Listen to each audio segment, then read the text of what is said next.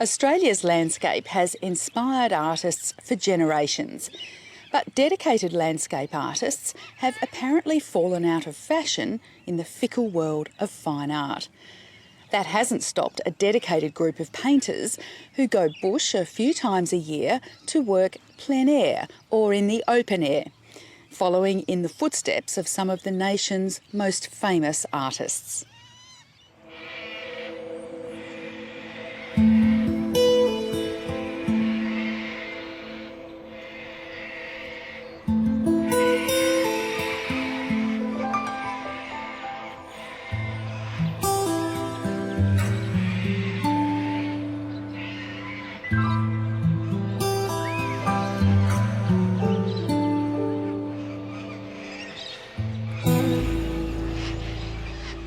Being an open-air outdoor painter, the thing that grabs me, has always really grabbed me, is the light, and that's really what gets me going in the landscape. It's the light it's all about. Any subject will do me if there's a light falling on it that looks good.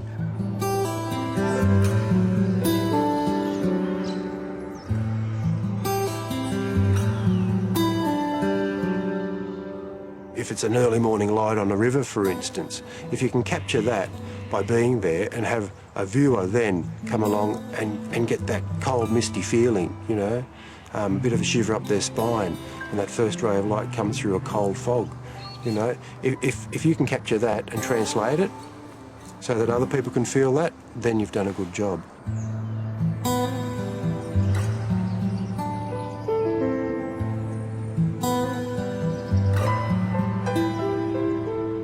My idea of it all is my feeling of beauty, you know, to capture beauty.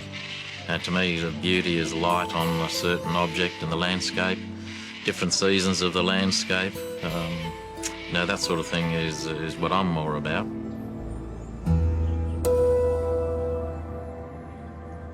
They call themselves the Australian Plein Air Group, landscape painters who gather a few times a year to camp out and paint outdoors. They're following in the footsteps of the Heidelberg School, legends of Australian art such as Arthur Streeton, Tom Roberts and Frederick McCubbin, whose late 19th century work was the birth of Australian Impressionism. It's not really a revival of the Heidelberg School. Good landscape painting has never gone out of fashion. But for these artists, working plein air is the key to really capturing the unique light, vegetation and colours of the Australian bush. It's a similar thing to probably what they did. A lot of artists in history went out in the field to, you know, capture the light, get inspiration, ideas, that sort of thing. Yeah, it's probably an extension of that. Casey Seeley is one of Australia's best landscape painters and a founding member of the Plein Air Group. We're all like-minded people and we appreciate what all of us do and what all of us put into the group. It's a mixture of people, like professional to keen amateurs, which doesn't matter, you know, it's just that like-minded get-together and fun and camaraderie and you know, all people from interesting backgrounds. Learning from nature, painting from nature and that sort of thing is the inspiration behind it. Light, you know, light is the thing you're trying to capture. Feeling light and atmosphere in your paintings. I love this sort of, you know, in autumn when all the grasses go into the greys and golds, and it's probably more true Australiana to me. Like, I always think the Australian flag should be blue and gold, not blue and green, because to me, true Australia's gold, and like it is here, you know, the gold and then the blue hills and blue sky.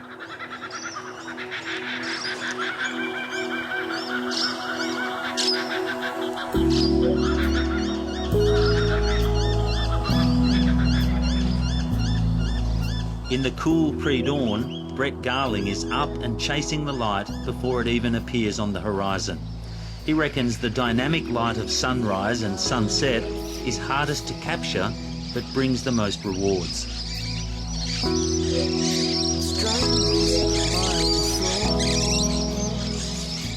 You've probably got 5 or 10 minutes. You've got to be super fast. And at times you've got to have a little bit of a photographic memory because the light changes so rapidly that you can be looking down to mix a colour that you've just seen, look up and the colour's gone. So in a respect, you've got to have that sort of develop a photographic mind as to the image you want. You looked at it, that inspired you, stay with that.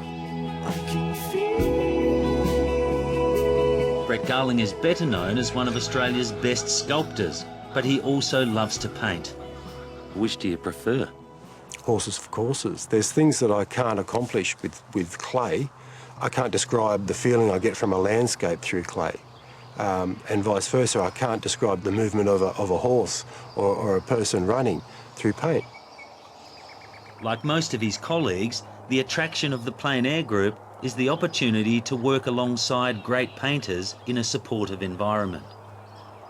It's a camaraderie thing as well, but it's very much a learning curve. I've never come away from a trip yet where I haven't thought, wow, I've learnt something new today. And this trip's been great, you know. I've learnt something about colour or perspective or tone or composition. And having older members in the group too is great because they bring with them this wealth of knowledge that they've accumulated and they've accumulated from their mentors and passing on. So it's a real learning group too. At 75, Doug Seeley is the plein air group's oldest member. He's been a professional painter for 50 years and his work has won multiple awards. But like many oil painters, he's developed a serious allergy to turpentine and now can only work with watercolours. And of course I used to splash turps around, get turps in my hand, didn't wash it, didn't wipe it off, didn't know about the allergies. And of course then when it hit me, it took a while to find out what it was. And by that time I was covered in blisters. And so I had to give it up for 3 years, and they said if it came back again after 3 years, I'd have to give up oil painting altogether. And that's how I kicked into watercolours, because I had a family to feed, so I had to earn money. So then I taught myself watercolours. Is it more challenging capturing a landscape with watercolours? Oh, you bet. Yeah, I mean, well, the one I'm working with today, theirs been so dry that I haven't been able to use the technique that I like doing best and that I envisaged when I started the picture.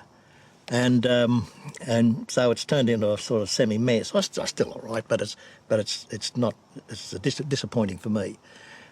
So you can't just, like with oil painting, you just scratch it and work over it. But with watercolours, you just get another sheet of paper and start over. And so that's a problem. And as the picture gets more advanced, you've got the chance of dropping colour where it shouldn't be in the sky, something like that. Picture's ruined. You can't wipe it off. So you've got to start again. Yeah. That's the difficulty. He's trying to keep the sun off both his palette and his board. Yeah. We have troubles judging colour. During its week-long stay in the Dubbo region, the plein air painters help promote river-smart conservation while bringing their work to the public on the Macquarie River. The group hopes to do more public painting on future trips to help promote an art form which they say has been devalued by the art world. Landscape painting, as all art did, went off the boil for a while there, where there was all this find-yourself type art come in and throw paint at walls and, you know, isn't it wonderful what a mark that made? And that's all well and good. And, you know, the adage was, oh, not another bloody gum tree painting, you know. Have you seen a good one painted, though? There's a sort of system, and there's a system that works around the world where a lot of these people come out of a university system and they get into the positions of power and they push their one agenda, where, you know, our agenda is more like an undercurrent of we just go and do it. We really have nothing to do with that side of the art world, you know. Todd Wisson has a foot in both camps. He's been a full-time professional painter for 10 years, but just enrolled in a fine arts degree at Queensland's Griffith University. So you're known for impressionist style work, but what you're doing there is abstract. Yes, that's right. It's almost like two audiences, basically. People often like one or the other.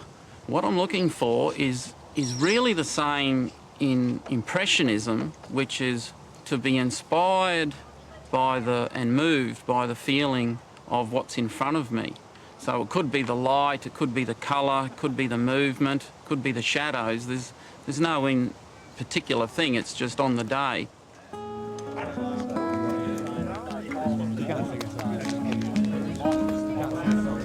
And while they may debate the merits of abstract art or Impressionism around the nightly campfire, laughter sets the tone. Ultimately, they're bonded by the quest to chase the light and try to capture the beauty of the Australian bush. And there's still plenty of support for their work. Warwick Fuller was this year invited to be the official artist for Prince Charles's Australian Royal Tour. I just travelled with the official entourage and painted when I could. Quite often we'd stop somewhere for 20 minutes and I did a few pencil sketches, that sort of thing. After I got back home and tidied up some of the work, they selected, or the Prince selected 3 paintings and purchased those, which was a real bonus to go into his collection. And in fact, I gave him a painting as a gift in thanks. He paid for my tour out of his own personal funds. And so, yeah, I thought that was a real honour. Royal patronage is just another accolade in a decorated career for Warwick Fuller. The recognition is nice, but it's the work that drives him and the other plein-air painters. What I'm attempting is to paint the light. It sounds easy, but I've only been trying for 35 years and I'm hoping to get a good one soon. But it's a very elusive sort of a thing to really capture it. You can make a light colour on a dark object and call it light, but light is all-encompassing. It's in the air, it's on objects. It's a very difficult and elusive thing to capture, and that's what really drives me.